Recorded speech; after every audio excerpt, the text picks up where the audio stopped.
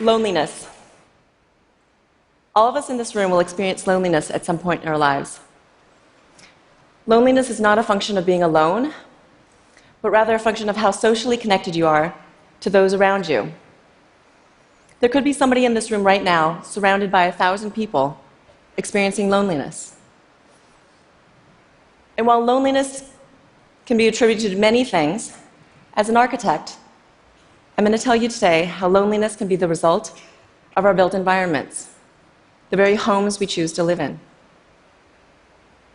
Let's take a look at this house. It's a nice house. There's a big yard, picket fence, 2-car garage. And the home might be in a neighborhood like this. And for many people around the globe, this home, this neighborhood, it's a dream.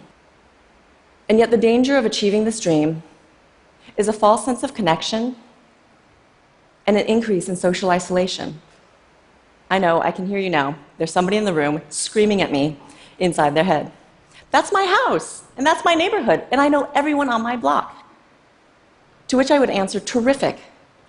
And I wish there were more people like you. Because I'd wager to guess there's more people in the room living in a similar situation that might not know their neighbors.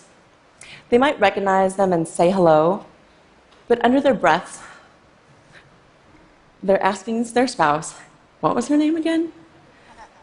So they can ask a question by name to signify they know them.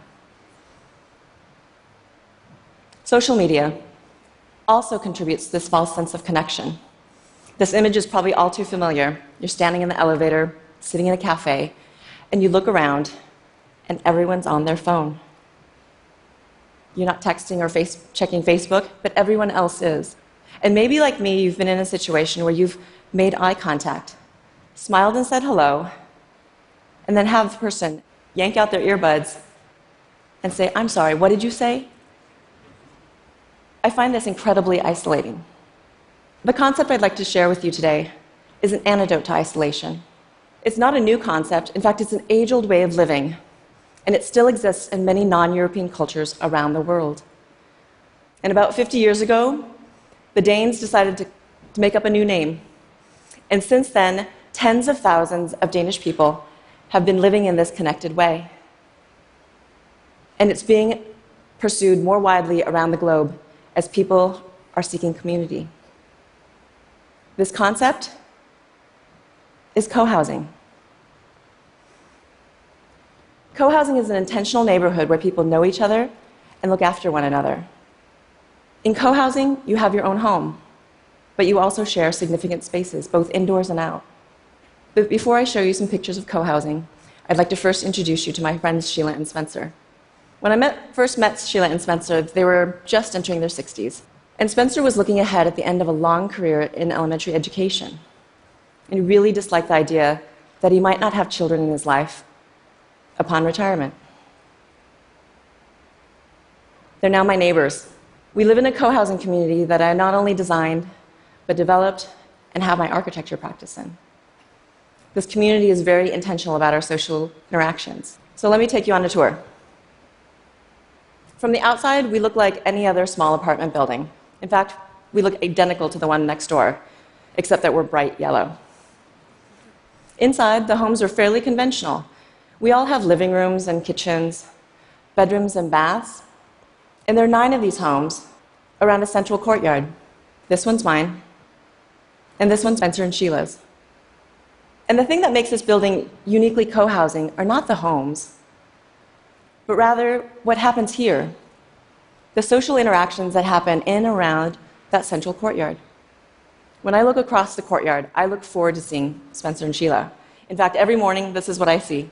Spencer waving at me furiously as we're making our breakfast. From our homes, we look down into the courtyard. And depending on the time of year, we see this. Kids and grown-ups in various combinations playing and hanging out with each other. There's a lot of giggling and chatter. There's a lot of hula hooping. And every now and then, hey, quit hitting me, or a cry from one of the kids. These are the sounds of our daily lives and the sounds of social connectedness. At the bottom of the courtyard, there are a set of double doors, and those lead into the common house. And I consider the common house the secret sauce of co-housing. It's a secret sauce because it's the place where the social interactions and community life begin. And from there, it radiates out through the rest of the community. Inside our common house, we have a large dining room to seat all 28 of us and our guests, and we dine together 3 times a week. In support of those meals, we have a large kitchen so that we can take turns cooking for each other in teams of 3. So that means with 17 adults, I lead cook once every 6 weeks. 2 other times, I show up and help my team with the preparation and cleanup. And all those other nights, I just show up. I have dinner, talk with my neighbors, and I go home having been fed a delicious meal by someone who cares about my vegetarian preferences. Our 9 families have intentionally chosen an alternative way of living. Instead of pursuing the American dream, where we might have been isolated in our single-family homes, we instead chose co-housing so that we can increase our social connections. And that's how co-housing starts, with a shared intention to live collaboratively. And intention is the single most important characteristic that differentiates co-housing from any other housing model. And while intention is difficult to see or even show, I'm an architect and I can't help but show you more pictures. So here are a few examples to illustrate how intention has been expressed in some of the communities I've visited. Through the careful selection of furniture, lighting, and acoustic materials to support eating together. And the careful location and visual access to kids' play areas around and inside the common house. And the consideration of scale and distribution of social gathering nodes in and around the community to support our daily lives. All of these spaces help contribute to and elevate the sense of communitas in each community. What was that word? Communitas. Communitas is a fancy social science way of saying spirit of community. And in visiting over 80 different communities, my measure of communitas became how frequently did residents eat together. While it's completely up to each group how frequently they have common meals, I know some that have eaten together every single night for the past 40 years. I know others that have an occasional potluck once or twice a month. And from my observations, I can tell you, those that eat together more frequently, they exhibit higher levels of communitas. It turns out, when you eat together, you start planning more activities together.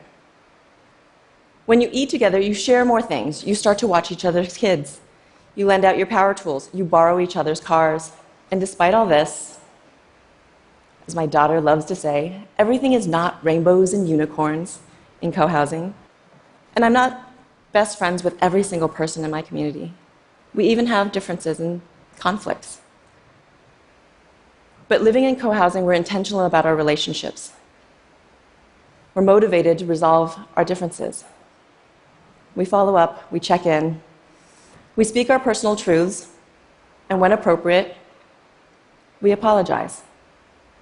Skeptics will say that co-housing is only interesting or attractive to a very small group of people.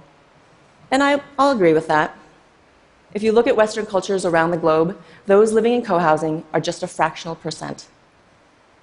But that needs to change, because our very lives depend upon it. In 2015, Brigham Young University completed a study that showed a significant increased risk of premature death in those who are living in isolation. The US Surgeon General has declared isolation to be a public health epidemic. And this epidemic is not restricted to the US alone. So when I said earlier that co-housing is an antidote to isolation, what I should have said is that co-housing can save your life.